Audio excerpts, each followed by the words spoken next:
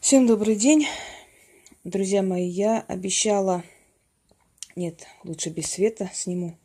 Я обещала девочкам давно снять про камни. Меня просили, вот Яна недавно опять попросила, поэтому я все-таки решила вам показать некоторые камни. То, что я вам сейчас скажу, мало где вы прочтете. Почему? Потому что есть общепринятые обозначения камней, и много такой информации везде, однообразных, похожих друг на друга. А я вам сейчас буду говорить именно значению в магии этих камней. Почему я выбрала вот такого типа камней? То есть это повседневные камни. Это камни, которые носят многие люди, не только колдуны. Рассказывать о Марионе я не стану сейчас, потому что про Марион отдельно я говорила.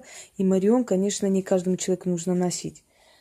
Кроме того, турмалин тоже не каждому человеку можно носить. А вот камни, которые перед вами, носить можно каждому человеку. Правда, некоторые из них очень редкие, и мало где можно их приобрести и купить. Но в любом случае, я, наверное, сейчас сяду, чтобы поближе снимать, чтобы было удобно с вами общаться. Так, итак, начнем. Значит, какой камень обсудим первым? Давайте александрит. Александрит называют вдовьим камнем или камнем одиночества. На самом деле у этого камня есть определенные такие чары оставлять женщину одной. И, как правило, к александриту тянутся независимые женщины, которые любят быть иногда одни, некоторое время посвящают себе и не против находиться в одиночестве. Но александрит рекомендуется носить вместе с сережками или с чем-то еще, или если несколько александритов на браслете можно носить. А так считается, что один александрит носить нехорошо. На самом деле не совсем это соответствует правде. Александрит в древние времена как раз-таки называли камнем женского магнетизма. По-другому еще на Востоке ее называли чаровница. И александриты присутствовали на коронах царских особ. Я бы не сказала, что они были одинокие, несчастные женщины. Они были женщины власти. Александрит, скорее всего, больше подходит как камень власти, камень силы, самостоятельности. И поэтому женщина, которая стремится к семейному счастью, уюту, в общем, боится быть самостоятельной, боится быть самодостаточной, лучше, конечно, александрит не носить, потому что этот камень со временем будет перестраивать окружение, вот так, как ей нравится. То есть ему нравится камню. Так, следующий момент. Горный хрусталь. Горный хрусталь считается окаменелостью духов, сфер. Духов чистых сфер, как говорили в древние времена, то есть, скажем так, ангелообразных духов. Горный хрусталь лечит кожу. Горный хрусталь может треснуть на человеке, если на нем очень много негатива. Он впирает в себя этот негатив. Горный хрусталь может отражать с глаз. Если вы заметили, многие знаменитые люди, например, одевают одежду с камнями, именно с вот такими светлыми камнями.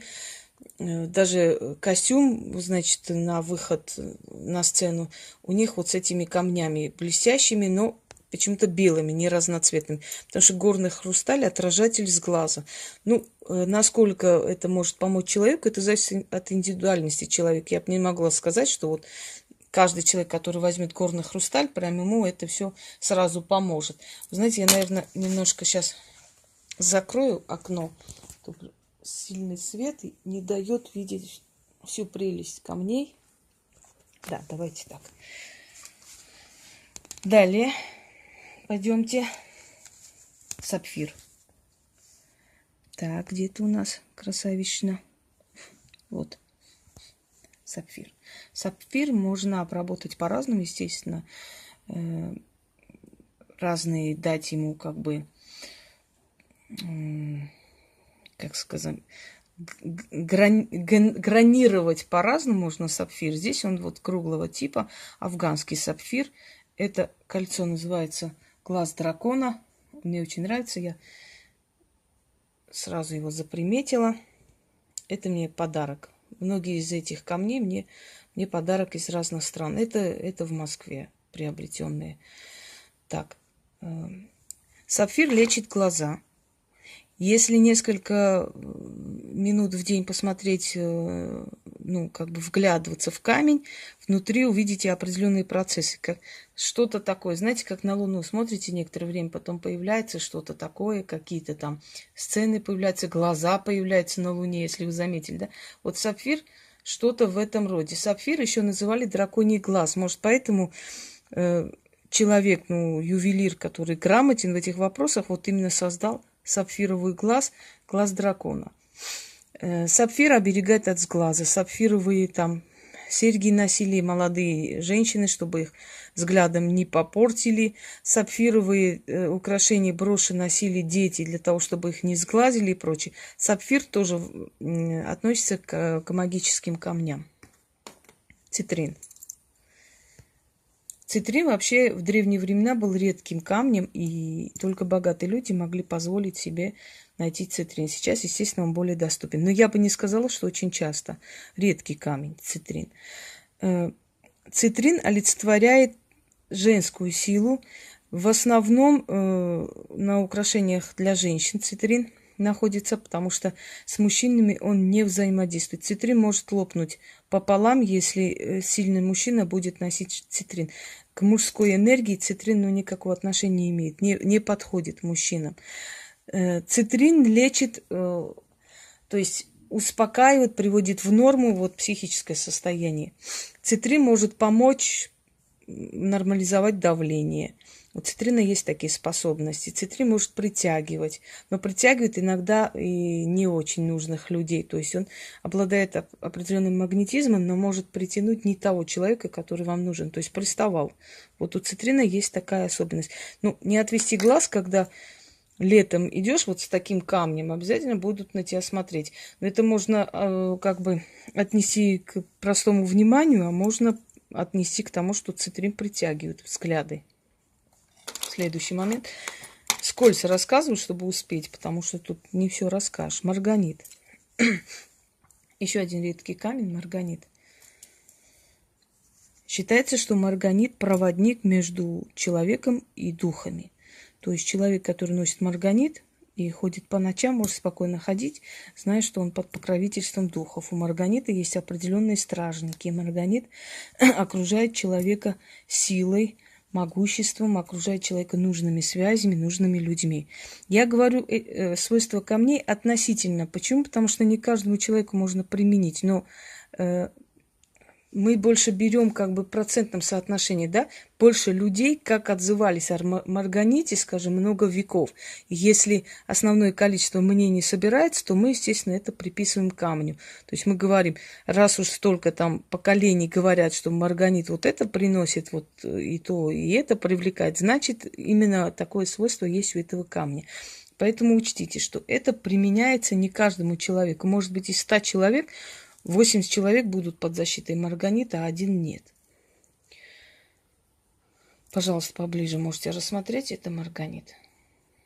Кристаллы. Вообще мы, ведьмы, любим кристаллы, потому что, еще раз говорю, в них окаменелые духи.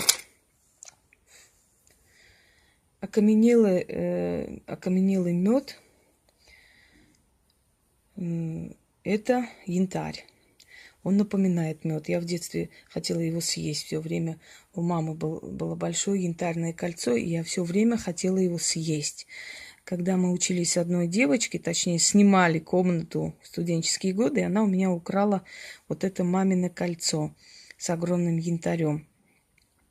Я очень переживала, потому что я любила это кольцо.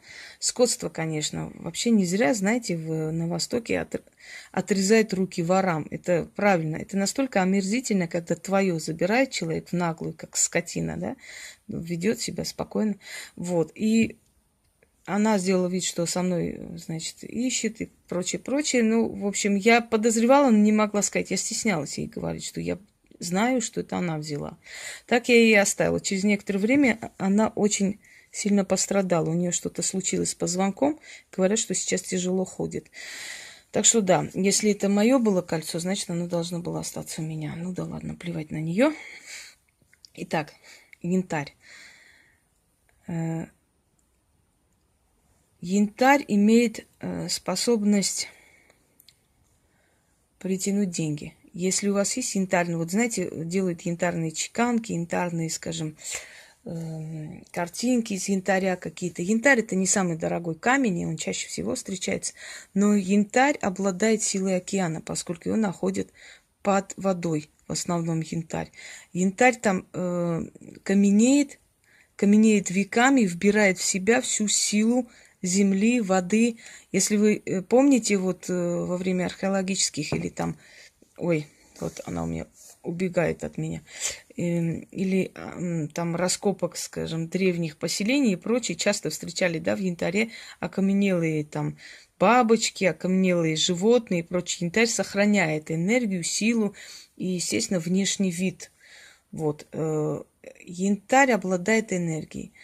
Но янтарь носить долго очень тяжело, потому что он какое-то влияние на психику оказывает, потому что насыщена настолько энергией вот воды, земли, да что ж ты убегаешь. Что янтарь я не рекомендую особо носить. Янтарь можно носить после 40-45. В раннем возрасте не очень хорошо. Так, оникс. Ну, это черный мрамор. Черный мрамор – это носитель энергии Земли, дает такое, как вам сказать, уверенность, гранитную уверенность, дает веру в себя, дает спокойствие, где-то дерзость, даже наглость. Когда, если вы видели, да, импозантная женщина, которая носит вот такие большие камни, черные, оникс в основном это, они ведут себя очень спокойно, вальяжно и так далее. Оникс передает спокойствие. Но если его носить постоянно, конечно, за один раз нет. Но если у вас есть очень такие серьезные дела, и вам нужно определиться, в чем идти, наденьте оникс. Он вам даст каменное спокойствие, как сфинкс. Раухтопаз или дымчатый кварц. К топазам никакого отношения не имеет, но поскольку тяжело было произносить раух-топаз, так и назвали топаз, топаз и осталось. Дымчатый кварц. Дымчатый кварц – это проводник ночной. Дымчатый кварц не рекомендуется носить людям, у которых, скажем так, неуверенность в себе. Вот еще дымчатый кварц, просто огранка другого типа. Вот, пожалуйста. Носить этот камень людям, неуверенным в себе, потому что дымчатый кварц резко открывает определенную завесу и начинает в вашу жизнь приходить люди. Если вы к этому не готовы, то не стоит, потому что топаз сразу привлекает людей, и оттуда вы должны выбрать того, кто вам нужен. Для работы, для партнерства, для любви, как угодно называйте, там разницы никакой. Камни, которые я заговаривала когда-то, ну, например, в основном обсидиан, и отдавала. Знаете, сколько раз трескались эти камни у людей через некоторое время, вбирая в себя весь негатив? Какие открывались завесы, какие открывались сплетни, какие там мордобои начинались вокруг этого человека. Потому что заговоренные камни специально на это, они раскрывают завесу. Камни вообще раскрывают завесу. Если вы начинаете один камень постоянно носить, этот камень будет влиять на вашу судьбу непременно, если, конечно, он настоящий. Так, сейчас посмотрим, какой еще можно. Да, танзанит. Танзанит считается вообще мужским камнем или для женщин с мужским характером. Поэтому танзанит носить очень женственным, красивым таким женщинам, которые больше свое внимание обращают на свою красоту, чем на умственные какие-то развития, да, не рекомендуется. Потому что танзанит – это для женщин с мужским, с волевым характером. Простым женщинам она принесет просто много проблем.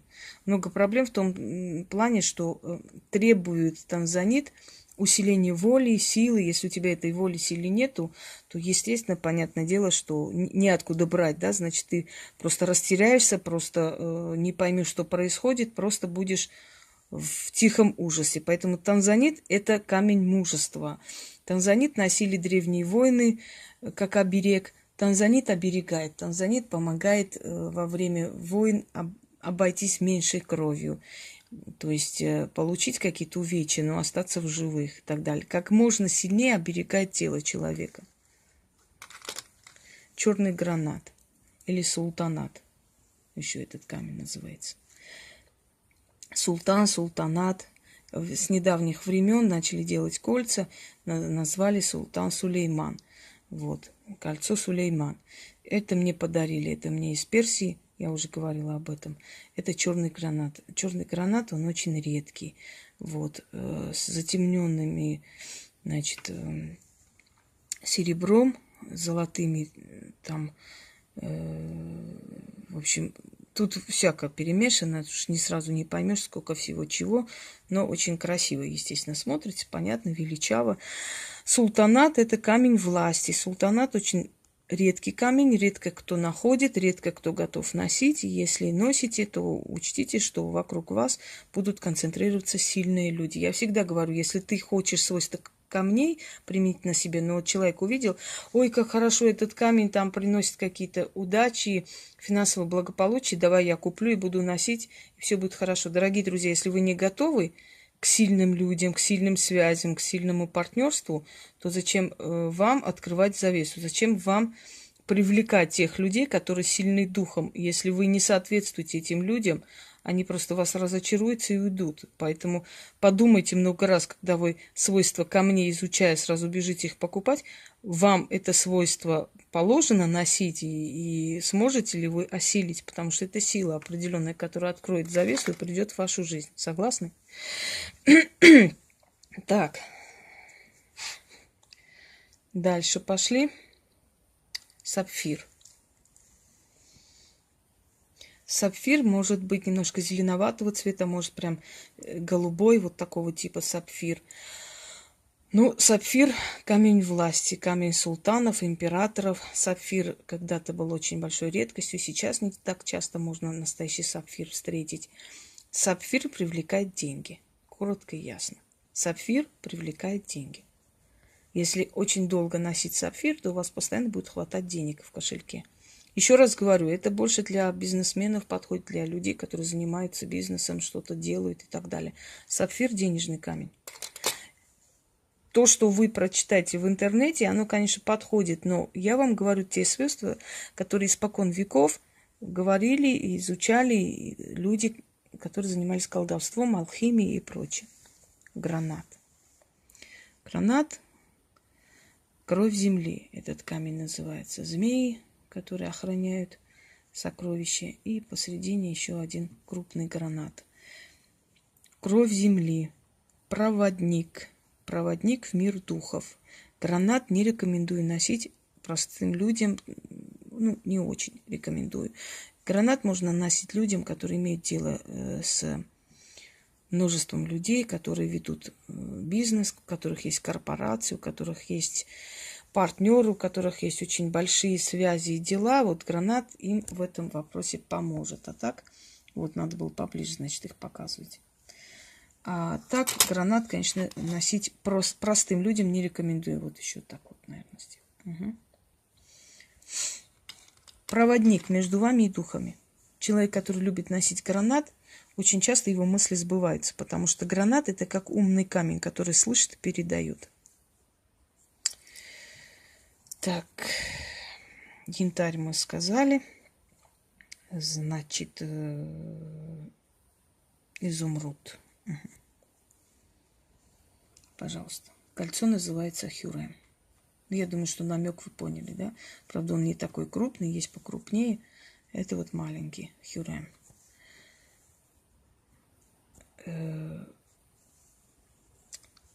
Ну, что ж такое? Уже с головой все вылетело. Изумруд, да. Изумруд – это сказочный камень. Изумруд – это вообще символ красоты, символ необычности. В древние времена изумруд разрешалось носить только людям голубых кровей. Простолюдинам изумруд был запрещен. Изумрудом украшали обувь, значит, императоров римских, византийских. Изумруд украшал корону. Изумруд был главным камнем и находился в центре короны. Изумруд – это оберег. Изумруд – оберег рода. Изумруд – оберег семьи, детей. Изумруд – это камень духов, камень богов и прочее, и прочее. Поэтому символом любви может являться изумруд, символом верности может являться изумруд. Изумруд держит семью, помогает и дает уверенность в завтрашнем дне тем, что все время собирает вокруг семью, твою семью. Это оберег на семью. Каждому человеку рекомендую хотя бы что-то одно из изумруда иметь у себя в коллекции. Итак, перешли к моим любимым камням. Самое хорошее, наверное, оставляю напоследок. Конечно, кому как, на вкус и цвет товарищей нет. Просто то, что я люблю топаз носить больше всего, конечно, я поэтому оставила топаз напоследок. Афганский топаз, он светлее, он очень светлый. Кронирован по-другому. Вот. Индийский топаз. И это в том числе.